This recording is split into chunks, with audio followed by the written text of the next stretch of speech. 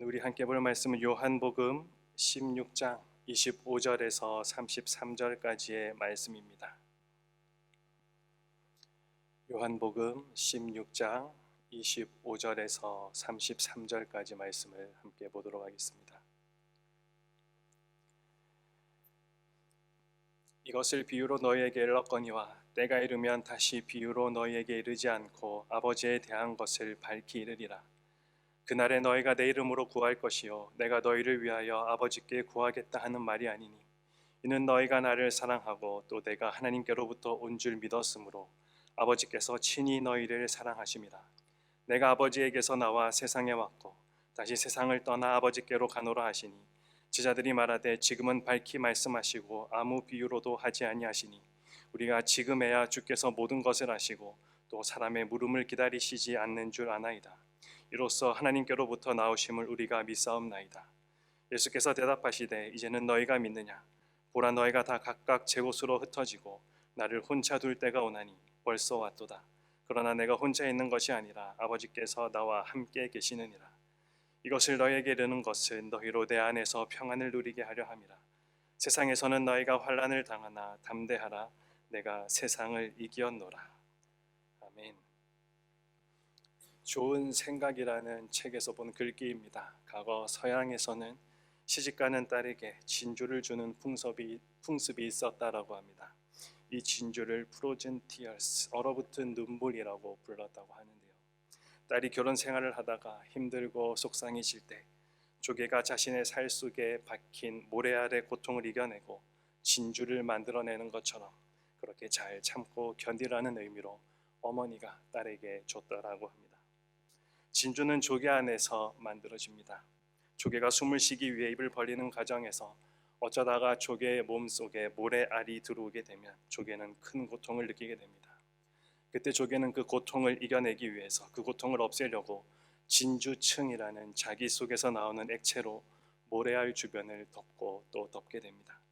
이것은 하루아침에 덮을 수 있는 것이 아닙니다. 많은 시간이 걸리는 일입니다. 그렇게 조개는 통증을 없애는 일들을 하게 됩니다. 그 고통의 과정을 반복하여 만들어지는 것이 바로 진주입니다. 살아가다 보면 우리의 삶에도 이런저런 모래알이 들어올 때들이 있습니다. 그런 것들 우리는 시련 혹은 고난이라고 말합니다. 내가 당하는 고난이 크면 클수록 내가 품고 있는 진주도 더 크고 값지겠구나라고 생각하는 것이 우리들에게도 필요하지 않을까 생각해 봅니다. 시편 기자는 시편 34편 19절에서 의인은 고난이 많다 우리들에게 말해주고 있습니다. 오늘도 그와 비슷한 말씀이 기록되어 있습니다. 14장부터 시작됐던 마가의 다락방에서의 예수님의 고별 설교가 이제 16장에 와서 마무리되고 있습니다. 16장의 시작과 끝은 동일한 단어로 시작해서 끝을 맺고 있습니다. 1절을 다시 보시면 내가 이것을 너희에게 이름으로 시작했던 16장은 마지막 33절에서 이것을 너희에게 이르는 것은으로 마무리되고 있습니다. 원어로는 같은 문장입니다. 이것을 수미상관구조라고 하는데요. 핵심 주제를 양 끝에다가 두고 중간에 그것을 설명하고 있는 구조입니다. 쉽게 이야기해서 16장의 핵심 주제가 1절과 33절에 반복되어 있고 그것을 설명하기 위해서 16장의 내용이 기록되었다라는 것입니다. 그렇다면 그 핵심 주제가 무엇입니까? 1절에서는 너희로 실족하지 않게 하려 함이고 33절에서는 내 안에서 평안을 누리게 하려 함입니다. 실족하지 않고 평안을 누리게 하게 하려고 16장에 그렇게 길게 설명하셨다라는 것입니다. 왜 제자들이 실족할 수밖에 없는 상황 가운데 있었을까요? 왜 그들에게 실족하지 않게 하려 한다 말씀하고 계실까요? 앞으로 닥칠 상황이 그들에게 실족할 만했기 때문입니다. 실족하다에 해당하는 이 원문의 단어는 스칸달리조입니다. 이 단어에서 영어 단어 스캔들이 탄생했습니다. 들어서 쇼킹한 것, 거슬리는 것, 넘어지는 것, 정신적 타격을 주는 것, 그것이 주님이 전하시는 제자들이 마주할 실상이었습니다. 지난 3년간 예수님만 바라보고 예수님을 따라다녔던 제자들에게 너무나 충격적인 앞날이 기다리고 있었기 때문입니다. 곧 있으면 제자들은 유대사에서 쫓겨나게 될 것입니다. 그리고 죽임도 당하게 될 것입니다.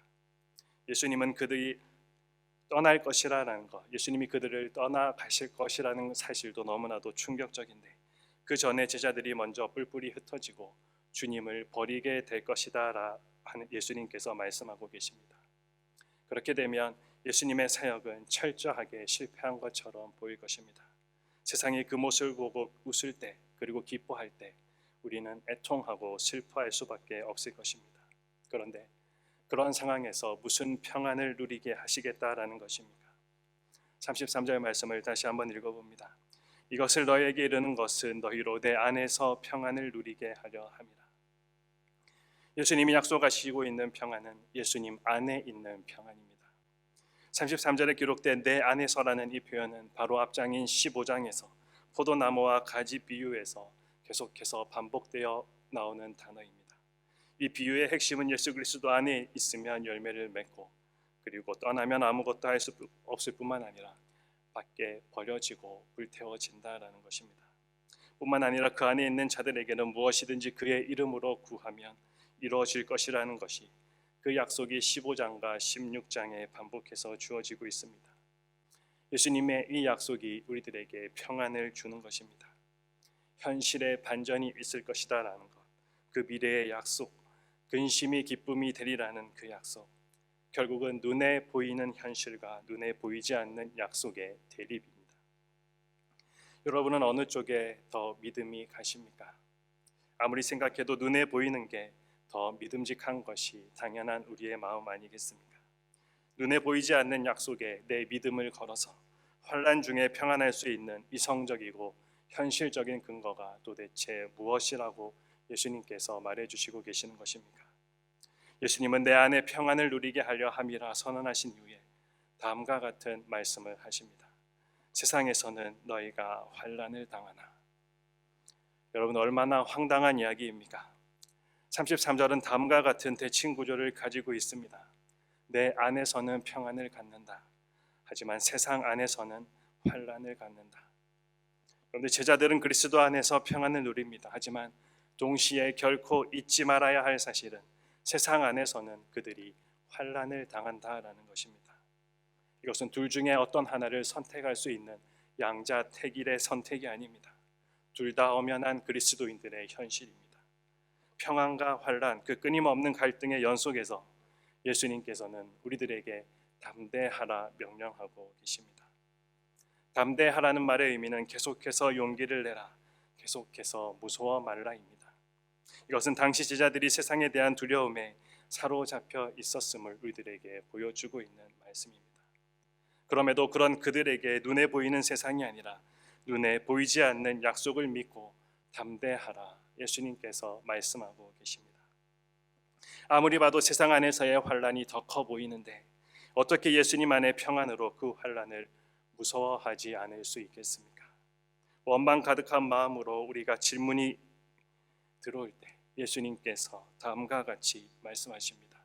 내가 세상을 이겼노라.